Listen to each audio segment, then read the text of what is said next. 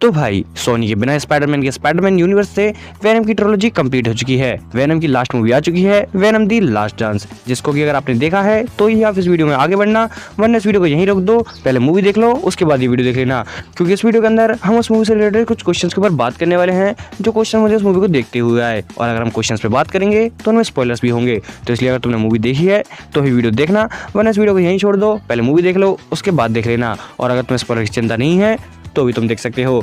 तो दरअसल में जब मैं ये मूवी देख रहा था तो मुझे इससे रिलेटेड कुछ क्वेश्चंस आए थे जो कि मेरे हिसाब से ज़्यादातर लोगों को आए होंगे। तो उनमें से जितनों के आंसर मुझे मिले हैं उनके आंसर मैं इस वीडियो में दे दूंगा, और जिनके आंसर मुझे नहीं मिले हैं उनके आंसर आप मुझे कमेंट्स में देने की कोशिश कर लेना, क्योंकि मुझे लगता है वो तो सोनी वाले भी नहीं दे पाएंगे। तो चलो बिना किसी देरी के वीडियो को स्टार्ट कर लेते हैं, शुरू से शुरू करते हैं। तो सबसे पहला सवाल इस मूवी देखकर यह आता है कि जो शुरुआत में हमें सीन दिखाया जाता है बार वाला, उसके अंदर जो वेनम रह जाता है, क्या वह वेनम वही है जो हमें नो वे होम के पोस्ट क्रेडिट सीन में दिखाया गया था, कि जो एडी है वह एमसीयू से वापस अपने सोनी के यूनिवर्स में आ गया था और हम वहाँ बार में देखते हैं कि एक सिम्बायोट रह जाता है। तो क्या जो मूवी के अंदर में सिम्बायोट छूटा हुआ दिखाया गया है वह वही पोस्ट क्रेडिट सीन वाला है या अलग है?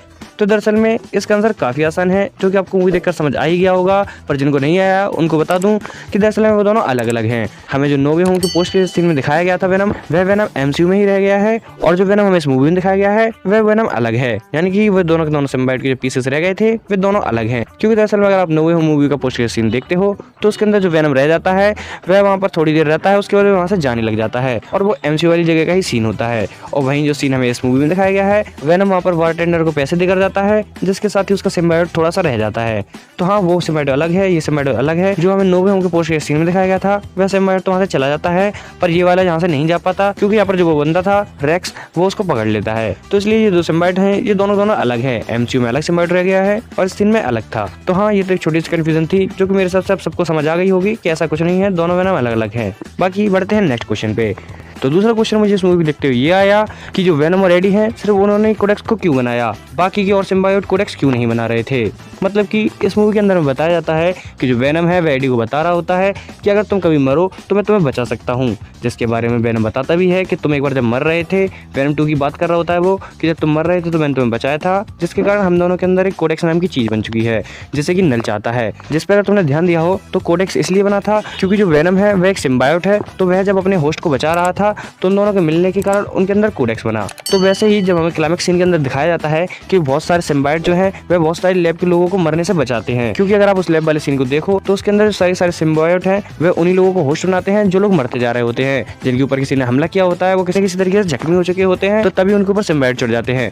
तो अगर ऐसा है तो आखिर उनके अंदर कोडेक्स क्यों नहीं बना? तो दरअसल में इसका आंसर इस मूवी के अंदर तो नहीं दिया गया है, पर जहाँ तक मैंने अपने दिमाग के घोड़े दौड़ाए वेनम वाले, और मुझे इसका एक आंसर मिला, जो कि है कि दरअसल में ये एक प्लॉट होल है।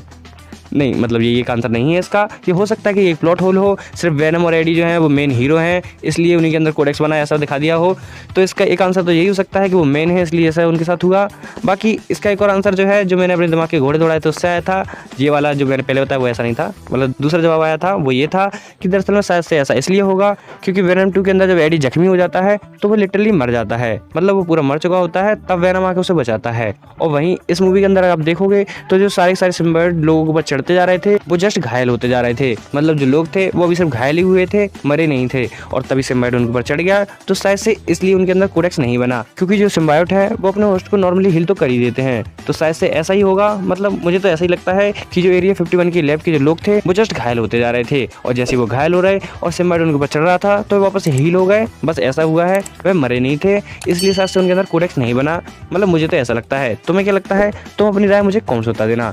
बाकी इसी क्वेश्चन से मेरे दिमाग में एक और क्वेश्चन आया था, तो चलो उस पर भी बात कर लेते हैं। तो दरअसल में जब मैं इस मूवी देख रहा था तो मैंने इसके अंदर एक चीज नोटिस की कि इसके अंदर जो वेनम है वह किसी भी बंदे के ऊपर चढ़ता जा रहा था, मतलब कि वो घोड़े के ऊपर चढ़ गया, वो एक मेढक के ऊपर चढ़ गया, एक मछली के ऊपर चढ़ गया, साथ साथ जो बाकी के सिम्बायोट थे वे आसानी से किसी भी बंदे के ऊपर चढ़ जा रहे थे।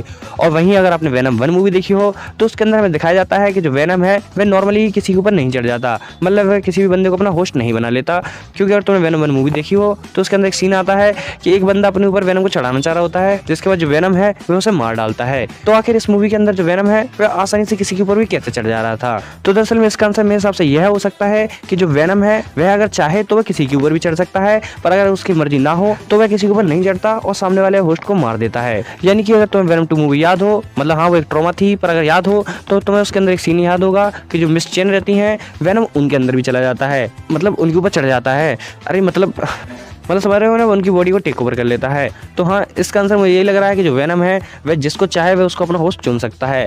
क्योंकि अगर तुमने मेरी वेनम की फैक्ट वाली वीडियो देखी हो तो मैंने इसके अंदर भी एक फैक्ट बताया था, जहाँ मैंने बताया था कि वेनम अपने होस्ट को मार देता है। तो अगर तुमने वो वीडियो नहीं देखी तो वीडियो देख लेना, तो तुम समझ जाओगे कि मैं क्या कहना चाह रहा हूँ। पर अगर मैं तुम्हें सिंपल भाषा में इसका आंसर बताऊँ तो जो वेनम है वह जिसके ऊपर चढ़ना चाहे, जिसको अपना होस्ट बनाना चाहे उसको बनाता है, और जिसको नहीं चाहे उसको निपटा देता है। बस सीधी सी बात यह है।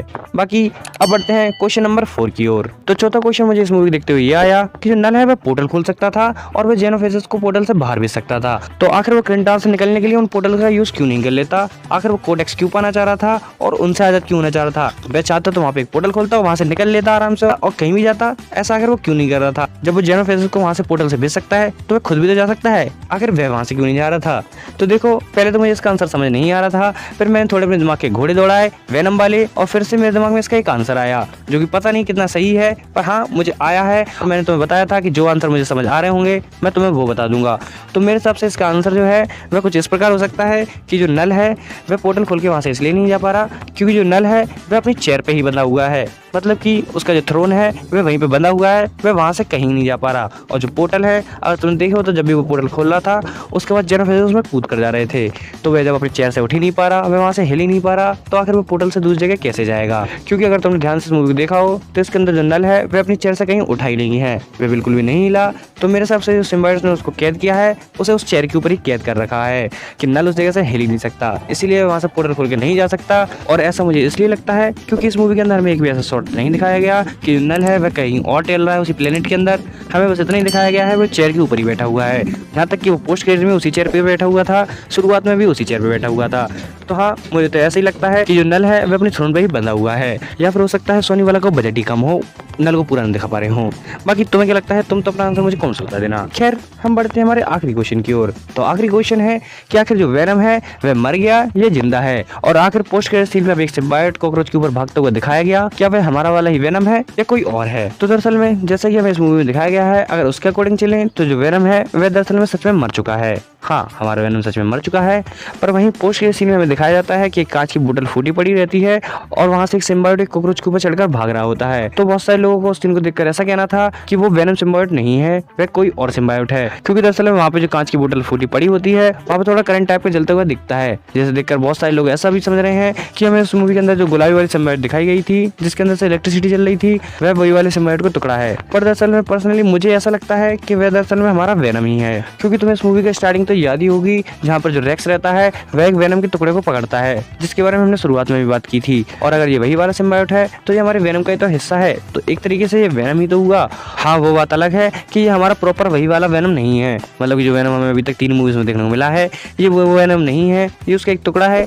तो उसके कारण फ्यूचर में ऐसा हो सकता है कि ये किसी और बंदे को वेनम बनाए, या फिर यही वाला जो सिम्बायोट है वह वापस से एडी के पास पहुंच जाए और हमें वापस से वेनम देखने को मिले, क्योंकि जो वेनम की मेमोरीज होती हैं वो तो हाई माइंड में होती हैं। तो इस वाले सिम्बायोट के पास भी वेनम की मेमोरीज आ जाएंगी, क्योंकि वो हाई माइंड से कनेक्टेड होगा, तो उसके बाद वापस से वेनम की मेमोरीज तो आ जाएंगी। पर ये प्रॉपर्ली वो वाला वेनम भी नहीं होगा जो हम अभी तक मूवीज में देखते आए हैं, ये अलग वेनम तो होगा, पर हाँ ये उसी वेनम का हिस्सा है, तो ये वह वेनम होगा भी। हाँ, मुझे पता है तुम्हें मेरी बातें कंफ्यूजिंग लग रही होंगी, पर एक बार इस चीज को समझने की कोशिश करो। ये वेनम तो है क्योंकि ये वेनम का ही हिस्सा है, तो हाँ ये वेनम है, पर ये वो वेनम नहीं है जो हमने भी 3 मूवीज में देखा है, क्योंकि वो तो मर चुका है, उसके ऊपर रेक्स ने एसिड की बारिश करा दी थी, तो वो तो निपट चुका है।